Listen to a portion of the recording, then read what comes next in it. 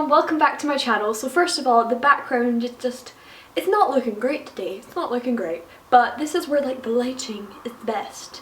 And so we have to cope with this really ugly background of my door and my wardrobe. It's a great time, we love it. Woo! Today I'm going to be talking about using an iPad for studying, and this is just from like a student perspective because I find a lot of videos on YouTube, they're very technical. There are these people who care a lot about all of the tech aspects of it, and as a student you don't really care. You want to know more about how you can use the product in your everyday life, and so that is why I'm making this video today.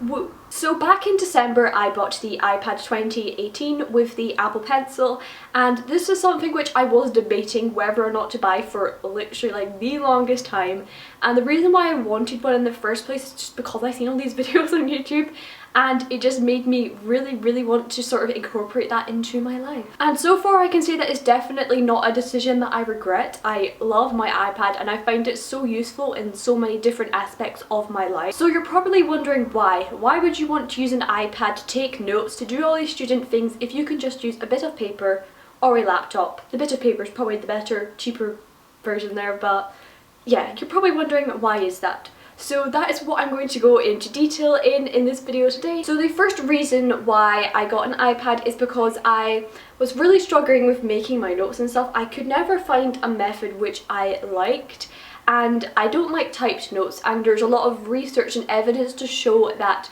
writing your notes out physically is much better than typing them up. And so I've always tried to keep with doing as many written notes as I can, and I think that's quite important.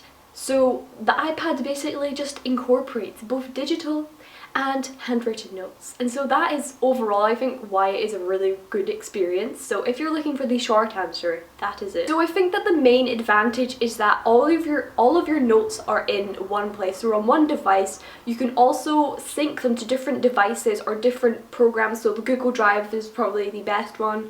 And apps like GoodNotes have a feature where it automatically backs up your notes, so you don't have to be terrified that your notes are going to be lost into the abyss of your iPad and Apple forever. And something which I found really great is because all of your notes are in one place, you don't have to constantly flick through all of these different mountains of folders. It's all there on one device, and you really do have a lot of freedom to organize. Like you do in real life, there is still a lot of freedom using an iPad. Also, a really quick thing, you do not have to take so many things to the library, because that was really annoying me last semester. Like, I had to take so many folders to the library, and it's just like it's not a good time, especially when you just bring your laptop and you're like 1,000-page textbook. It's not a fun time. So in terms of organization, apps such as GoodNotes allow you to make bookmarks. So bookmarks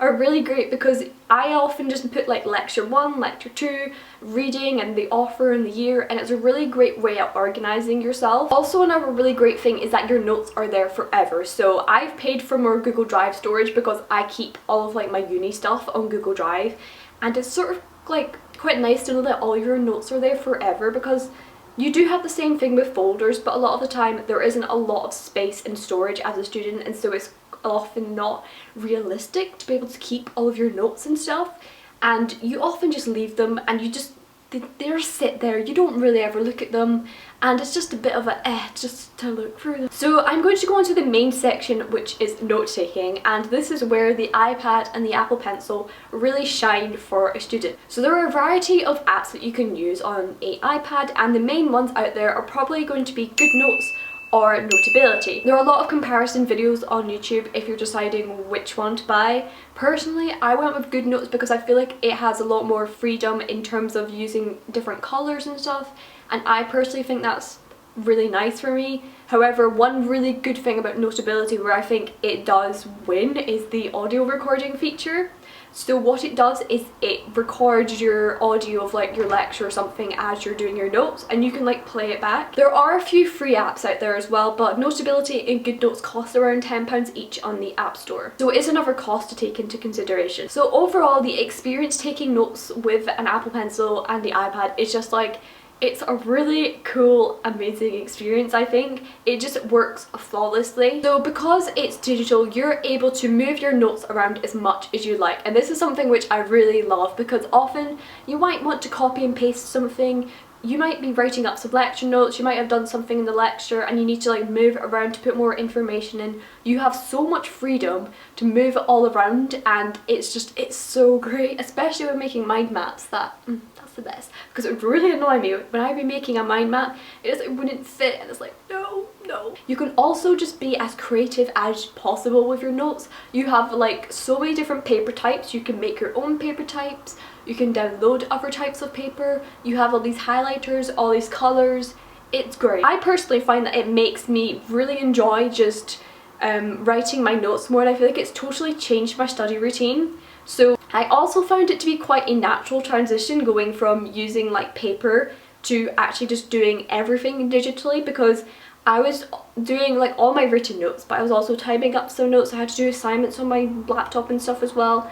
And so you sort of end up with like a mixture of the two, and so it's a bit weird sometimes. It's a bit weird, but I find that with using an iPad it has been quite a nice transition, and it really just combines both traditional and digital note-taking all in one. So I think it's really important to consider creativity, because I think if you're a very creative person anyway, I think that the iPad allows you to be a much more creative person.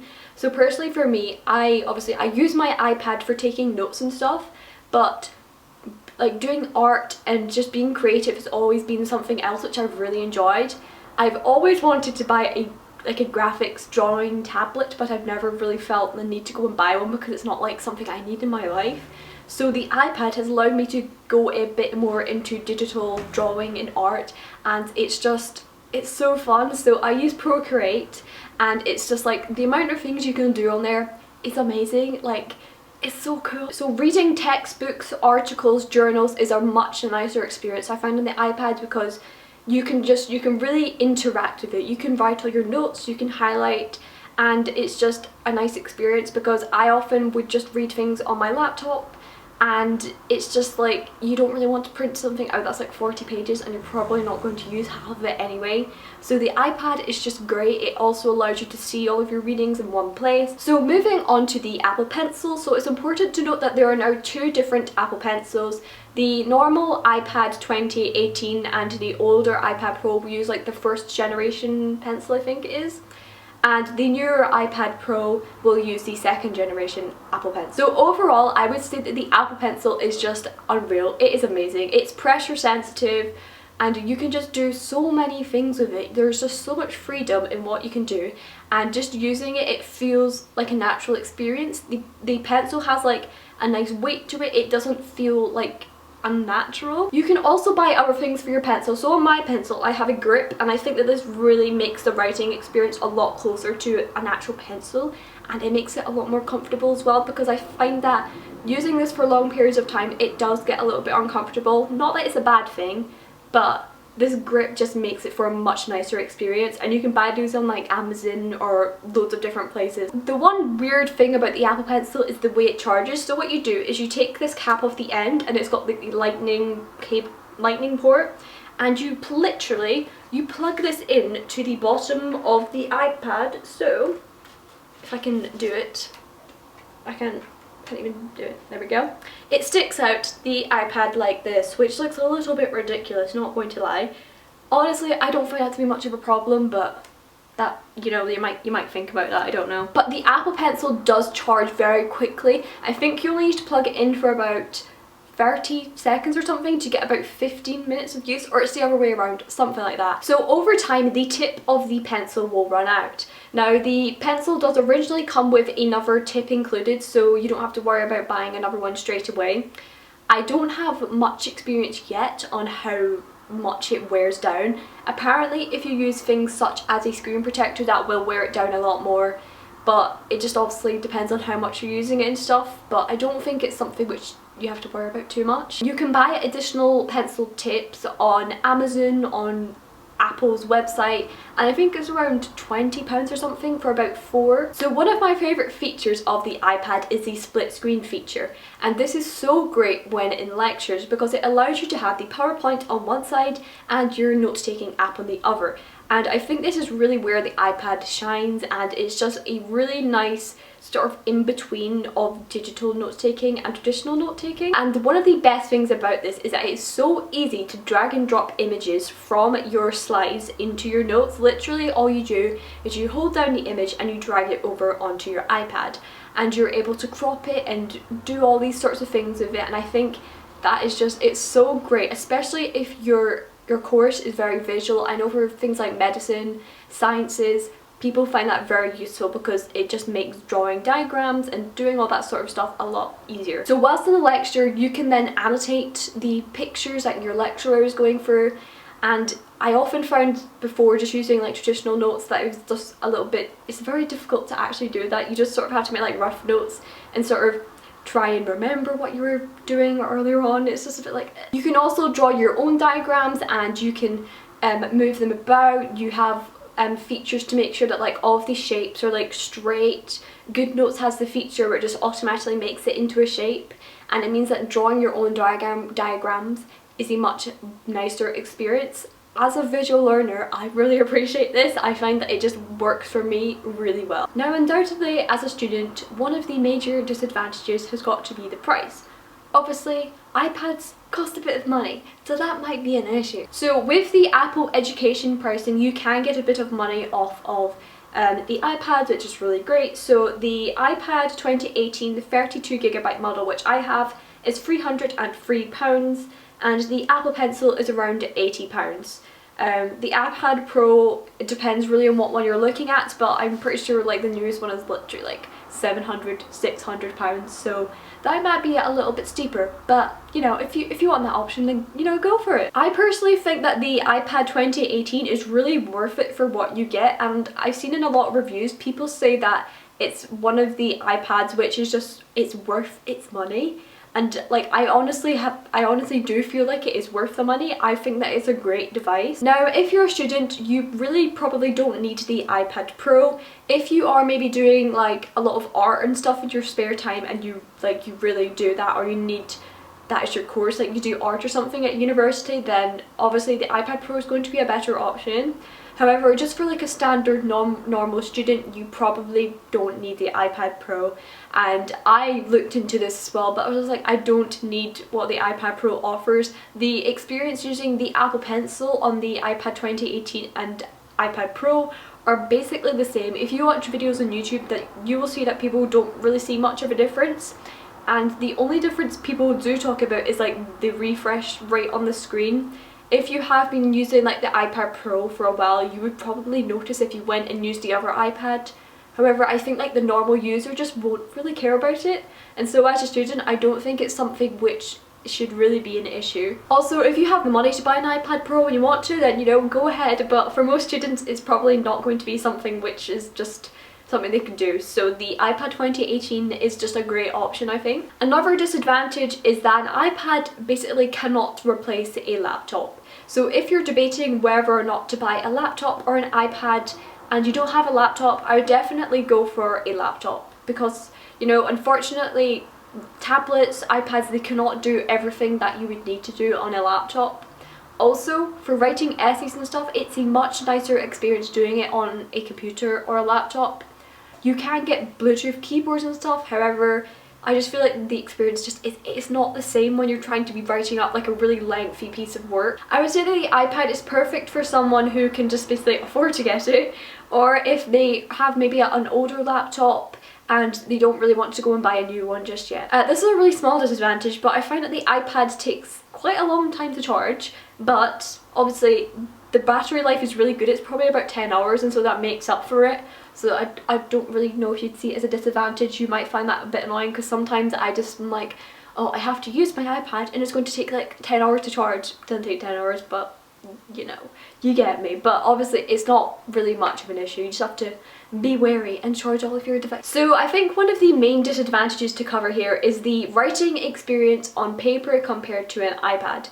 So I think basically the short answer to this is that writing on paper is always going to be a much nicer experience. Like, you can't get much better than the actual feeling of writing on paper, because when you're using an iPad, obviously there's less resistance between your pencil and the screen. You're just writing on a screen, so I think that can take quite a bit of time to get used to, and not everyone will like that. So one of the ways around this is to get a matte screen protector. There are actually ones out there like the Paperlike screen protector, which is basically meant to like mirror the writing experience on a bit of paper on the iPad. They can be quite pricey. I think the Paperlike one's about £20, which is why I don't have it. But I think if you're looking into getting it, then it can be quite good. The main reason why I haven't invested in a screen protector myself is basically because it does decrease, like, it makes the screen look a bit different, and I personally like it looking the way it is, and I haven't personally felt the need for one, but for some people they may need to go and look into that. Also, on every single YouTube video, every review about the iPad 2018, you will probably see someone mention about the gap between the screen and like there's a gap in between like the glass and the actual screen, and the iPad Pro doesn't really have this at all.